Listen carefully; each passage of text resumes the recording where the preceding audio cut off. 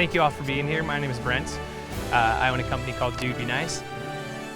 Nobody actually invited me this year to give a graduation speech, but I thought I would just give one anyways, right here in the middle of the desert. Also, last year at this time, I was on my way to give a graduation speech, and this happened.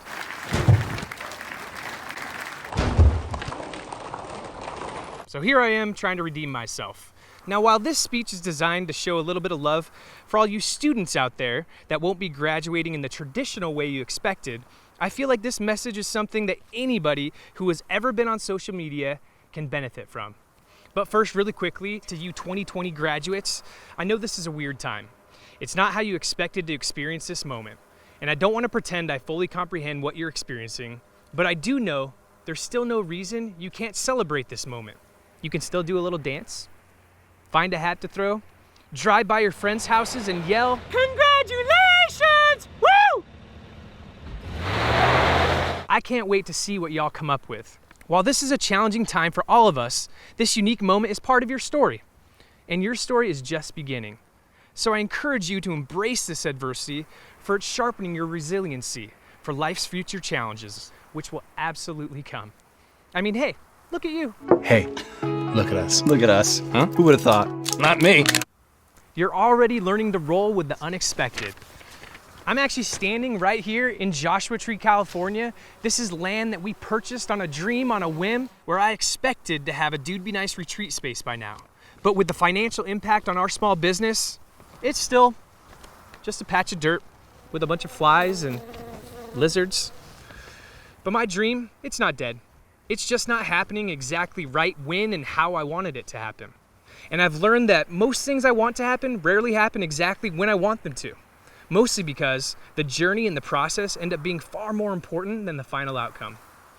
Getting through these moments, like the one you're experiencing right now, will make you more interesting, more compassionate, and give you a greater perspective of the world around you. Now again, while nobody asked me to give this speech, I still ask myself, what's something I could say that could offer you value? So here's a message for you that's also a great reminder for me. So like a lot of you probably, I've been spending more time than usual on social media, especially exploring TikTok. Yes, I'm that old guy. It can be totally fun, I get it.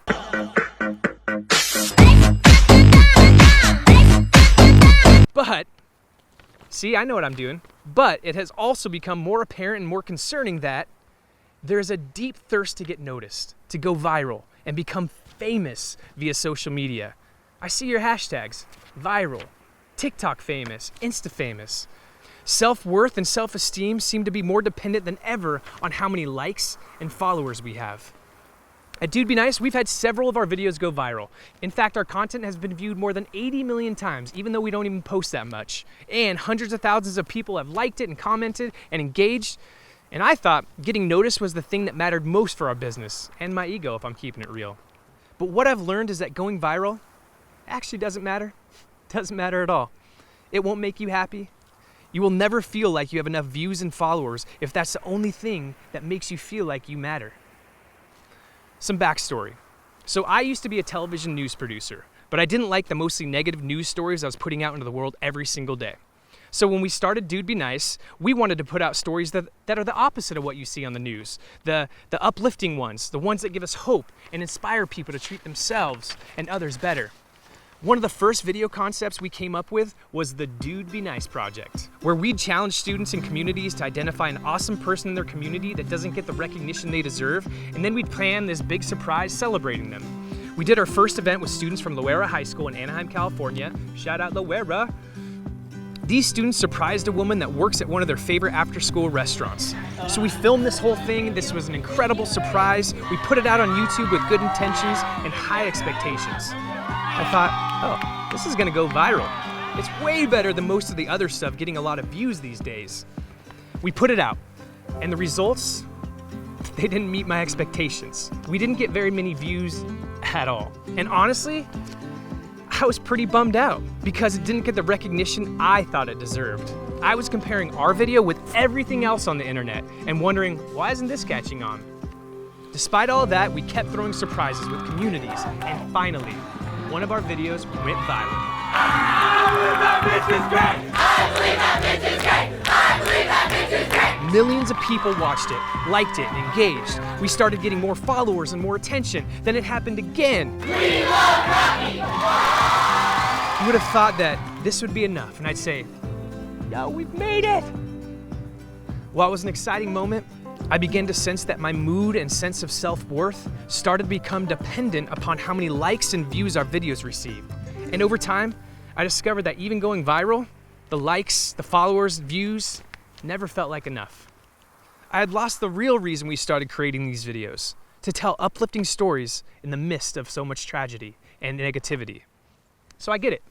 We've all posted something on social media, a video, a picture, and the instant we post it, we start refreshing and see how many people like it. We compare it to other people's videos. Sometimes we get happy, sometimes we get sad. It's a crazy cycle.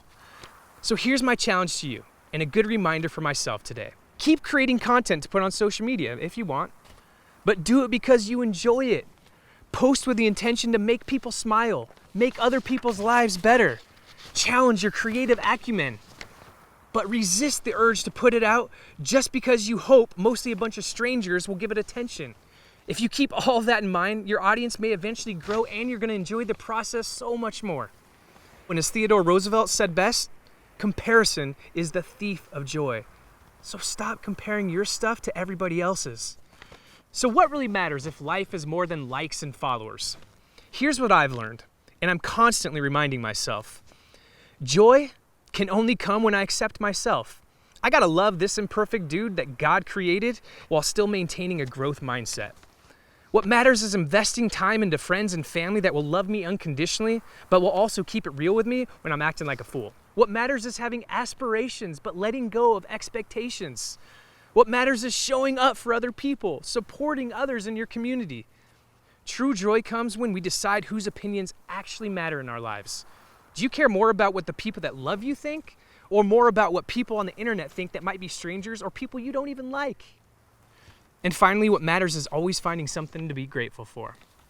So to wrap things up, you and me, we're so much more than likes and followers. I'm putting this graduation speech out there for two reasons.